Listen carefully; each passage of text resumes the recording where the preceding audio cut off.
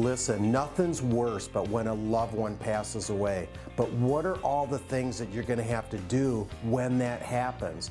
Today in this show, we're going to talk about those things because they're very, very important. Good to know ahead of time, so stay tuned. Retiring Well, helping you make smart decisions with your money so you can live a better life. Today is the day you can take back control of your money. Retiring Well, where we believe your best is yet to come.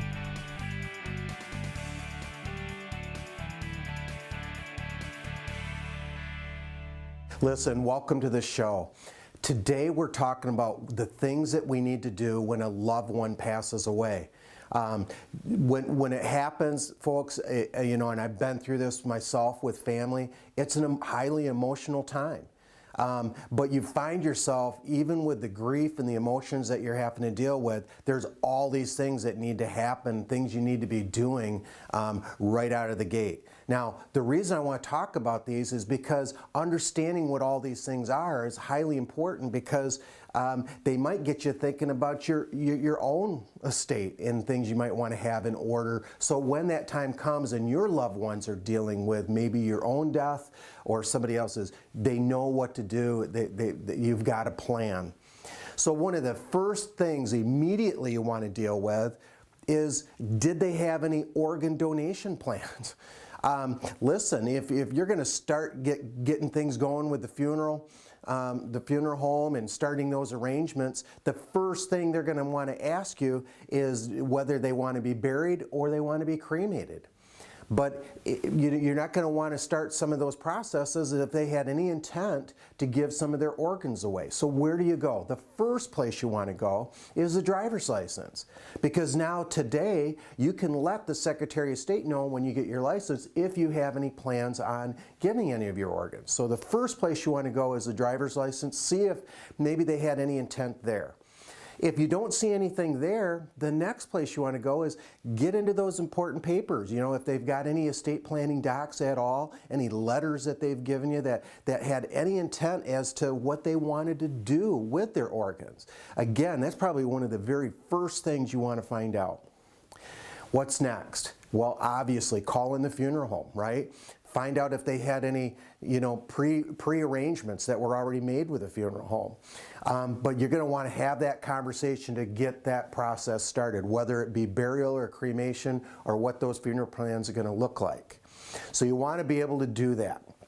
The next thing you want to do is you want to immediately go to all the important papers that they had. Again, start with the estate planning docs. Did they have any letters? Did they tell you where all the important papers were at?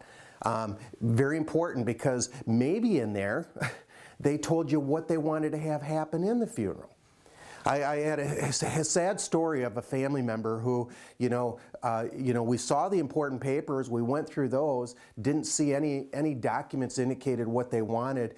As a family, we made the best guess as far as what we thought that family member, that loved one wanted. We made arrangements accordingly, had the funeral, and weeks later, as we're going through more documents, we run across a letter that they had wrote saying what they wanted to have happen. And it was different than what we all did. Nothing was more disheartening in knowing that they had one intent and we did the other, and we had no way of knowing until weeks later going through those documents. So again, and that's something we should understand, because if we have any intent there one way or the other, we better have that prominently in our docs so our loved ones know what that is. So go through those important papers. Make sure there isn't anything that maybe talked about what they wanted in the funeral. The other thing you're going to have to do is call family and friends. You're starting to make funeral arrangements, and now you want family and friends, anybody that loved this person as much as you did, to be there, right, for the funeral. And now this can be a little hard. I think of my own mom when she passed away. I knew she had family down in Ohio, and I didn't know how to get a hold of them. Well, fortunately, my mother had a phone directory where she literally handwrote a lot of phone numbers. I know a lot of us keep those on our phones today, but she had them written out. and I was able to call a number of these numbers. One happened to be good, and when I was able to get a hold of this family member, they were then able to get a hold of everybody else in that family. So, that's something you're going to want to do, getting a hold of all those people. And again, when you're dealing with times of emotion, that's hard to do. The other thing is pets. What did they want to have happen if they had pets? Good to know. You're going to have to take care of that right away. So now stay tuned, because these are all things we have to do immediately, things we have to deal in the first few weeks. But let's talk about those things, that maybe have to happen after the funeral.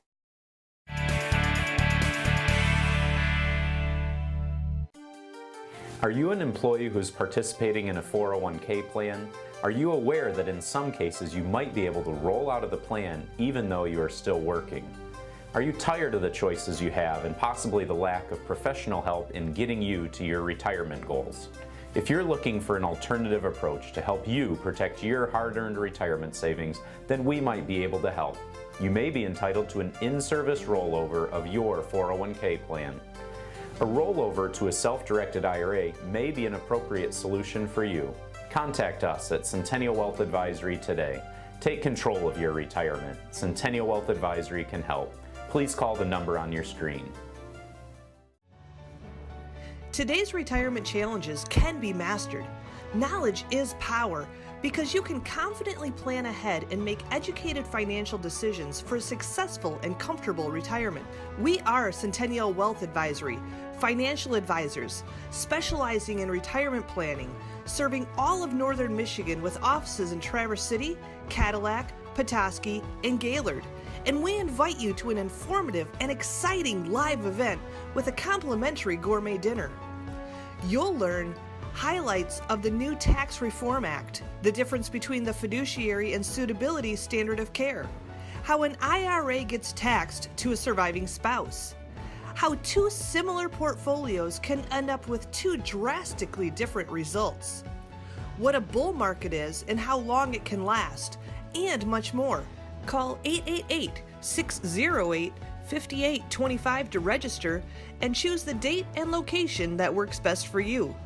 Tuesday, April 16th at Big Buck Brewery in Gaylord, or Wednesday, April 17th at Boone's Long Lake Inn in Traverse City. The live event starts at 6:30 p.m. and is free to attend with a complimentary gourmet dinner to follow. But seating is limited and fills quickly. Call 888-608-5825 to reserve your seats today. There is no cost and no obligation. Don't miss this important live event. Educated financial decisions. Call 888-608-5825 today.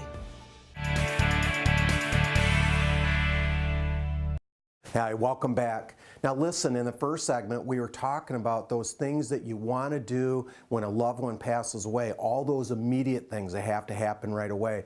And what's hard is when emotions are high, you're dealing with grief, and then there's all these decisions you have to make. So, one of the things is, as they have the funeral, the thing you're going to want to ask the funeral home is to get you copies of the certified death certificate.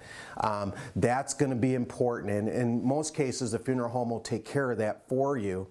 But the reason you're going to want those is because when you now begin to start trying to take care of their financial affairs, a lot of these organizations or financial institutions are going to want these certified copies. They're going to want some kind of proof that this person is no longer living. So the funeral home most typically is going to give you these. How many do you need? It depends on how complicated their financial affairs were. I found when my mother passed away that a lot of these places, bill paying people, they just took my word on the phone. They didn't ask for copies of the death certificate. Others wanted it. So I would say right off the bat, ask for about a dozen just to get started. You can always get more later. So now that you've got copies of the death certificate, the funeral's already happened. Now you're dealing with their financial affairs.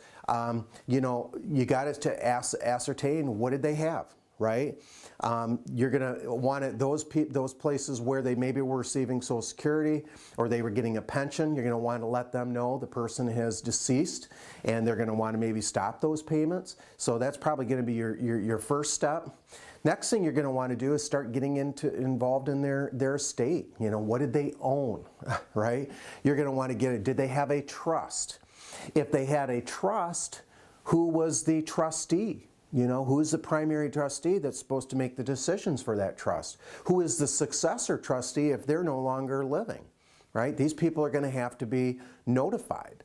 So, you know, did they have a trust? Who is a trustee? Did they have a will?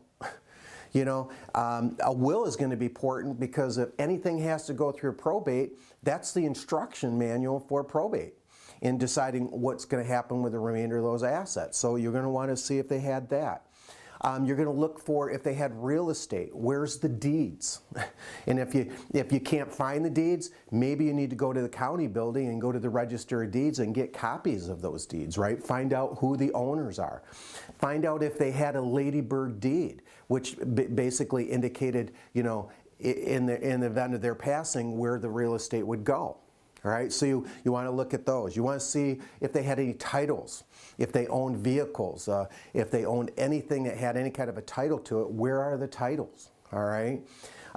This is going to be important because in estate planning, if nothing has to go through probate, you know, Secretary of State will allow you to just take these titles down to the Secretary of State and actually change ownership right there. So did they have any life insurance? You know, very important, because if they had life insurance, who are the beneficiaries? Did they have investment accounts? And if they had investment accounts, who are the beneficiaries on those? Right? So again, you want to gather up all these, what we call important papers, you know, their assets, find out who the owners were, did they have any beneficiary designations. I can think of a savings account, for example. A lot of times you can't typically put beneficiary designations on, but you can have what's called payable on death forms that were maybe filed with a credit union or the bank that said, in the event that they passed away, here's where it would go. All right, but you want to gather up all these documents. One, again, to find out what the ownership was, but two, what was their intent? Where did they want it to go when they passed away? Now that I've gathered all this up, do all these assets know where to go, or do they not? If the assets know where to go, meaning they had a payable on death form associated with them, maybe they had a ladybird deed that said where the real estate would go, maybe they had beneficiary designations on the investment accounts. If all the assets know where to go, then you've got a pretty simple task here, because it's just a matter of them filing beneficiary claim forms and having it go to them. If there's assets that don't know where to go, now you're going to be dealing with probate. And you're going to have to go open up a probate case to start that process to change title. That's where the will comes into play.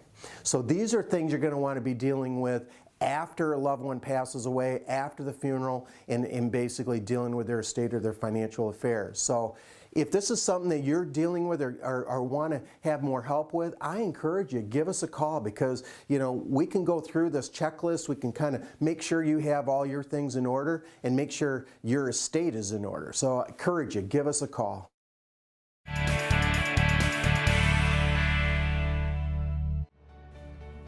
Today's retirement challenges can be mastered.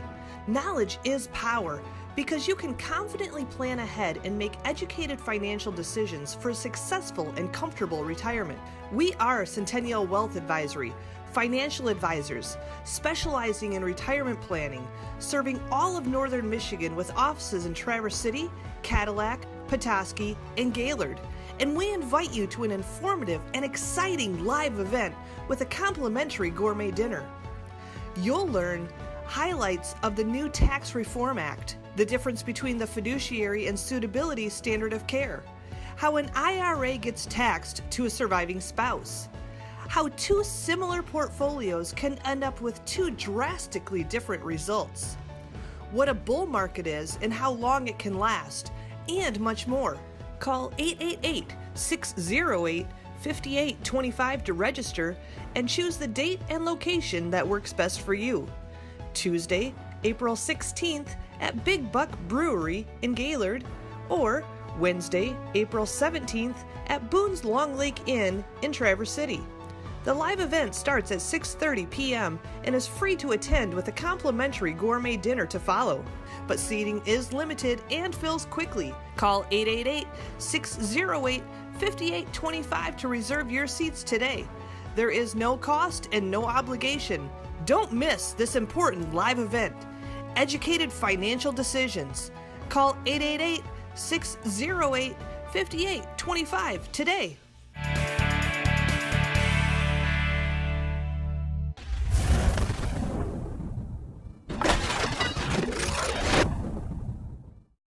Hi, welcome back. Listen, today we're talking about, those things we got to do when a loved one passes away. Now, we actually have a checklist of these things, so if you're somebody that's, would like to have a copy of that, we'd be glad to provide it for you. Just give us a call the office, and we'll kind of show you what that is. But there's all these things that we have to do, right? And especially those things we have to do early on when emotions are high, we're grieving, we've lost a loved one, that's enough to have to deal with, but then there's all these things that we have to do. And so kind of having this checklist of things that I can kind of look at, it could be very helpful. But I want to talk about something else at this moment. I want to talk about all those things that we might not think about planning for. Let me give you one example I can think of right off the bat. We put all our estate planning docs together, all our important papers together, and then what's the one thing we have our computer. Right? Now our computer might have our bank information in there, our online access to our bank account. And what if on that bank account we've set up auto pay bills? Right? We set it up so that our bills just automatically get paid when they're due, especially those recurring ones. And do our loved ones know how to get into those accounts if something should happen to us? Do they know how to get into our computer? If you're like anybody else out there, all of us, we have all these passwords to all these programs that we have. If some of them are ones that our loved ones need to get into when we're gone, how do they know what those are? Have we wrote those down? Now, I don't encourage people to try to run and have that out there where everybody could see. I mean, for obvious reasons, you want to keep your passwords secure. There's actually software programs that'll let you put all those passwords in a program where you just have one password they have to know, and then it opens up and lets them see all the other passwords. But this is something we don't think about, right? I know I had a loved one in our family pass away. We knew a lot of that financial information was on the computer. We had no way of knowing how to get into that computer because that loved one did not tell us what the passwords were. And it was going to be quite costly to even to break that or get into it. So that's something you need to think about. Another thing to think about is we might have funeral arrangements. We may have told our loved ones what we wanted to have happen, whether that be burial or whether that be cremation. But have we really sat down and told them maybe some of the details of what that funeral looks like? Now, if you've got prepaid funeral arrangements, you've had to talk to the funeral director about a lot of those details. But if you don't have a prepaid funeral arrangement, what do you want to have happen? I think of my grandma who passed away. Now, she was a minister, and so she had dealt with a lot of these kind of issues before. So she actually sat down and wrote down everything she wanted, from the flowers that were going to be at her funeral to who was actually going to do the funeral. When she passed away, she didn't leave a lot of details uncovered. I mean, we knew exactly what she wanted to the details. So I encourage you, if you're somebody that wants certain things in your funeral, you want certain things to happen, you got to write it down. You got to let loved ones know, or you got to tell them quite repeatedly so they don't forget, right? I mean, so there's all these important papers like titles, deeds, where are they? Do our loved ones know where to find them? Now, if you've got all these important papers in a safe, do they know how to get into the safe? Does somebody know the combination? See, there's all these things that, you know, we take for granted, we think is all in our estate plan. We think maybe we told somebody, but, you know, I encourage you, you know, some of this stuff you can just put in a letter. You know, just say, hey, if we have, here's what I want to have happen, here's where you can find this, here's where you can find that, here's what I want. So a lot of times we think we got all our estate planning docs. Wouldn't hurt to actually sit down and maybe write that down and put it right in with all the papers so it's right at the top. Our loved ones can see it when the time comes. So listen, if you found any value in this today, if this is something you want to talk more with an advisor, we'd love to talk to you about this. Again, I've got a checklist we can give you. We can make sure that your estate plan is in order. So I encourage you, give us a call.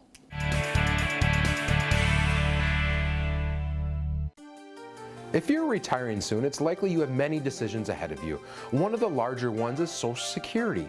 How are you going to take it? Are you going to take it early? Are you going to take it at your full retirement age, or maybe even delay it?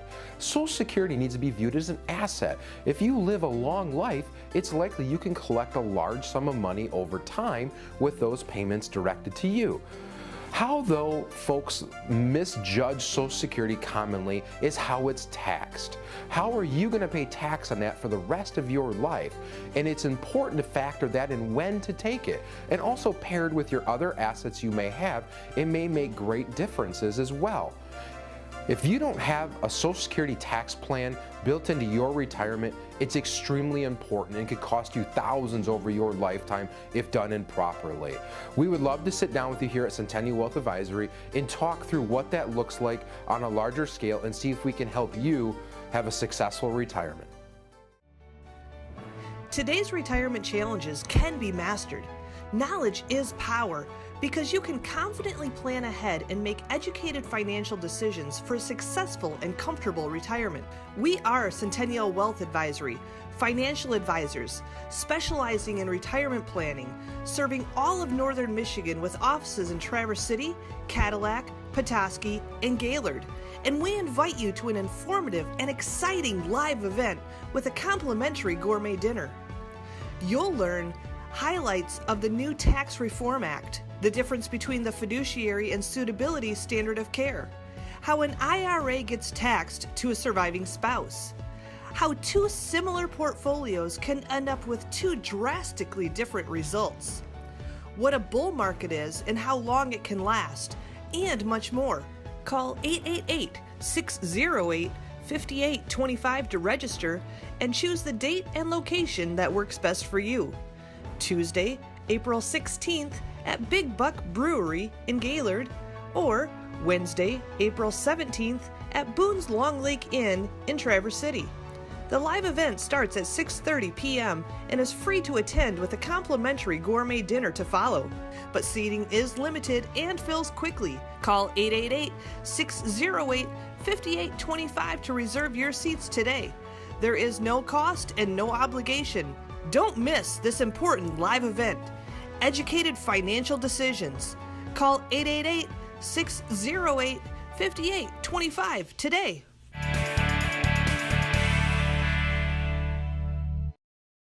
Welcome back to Retiring Well. This week we're talking through a tough concept here and talking about what to do when a loved one passed or has already passed.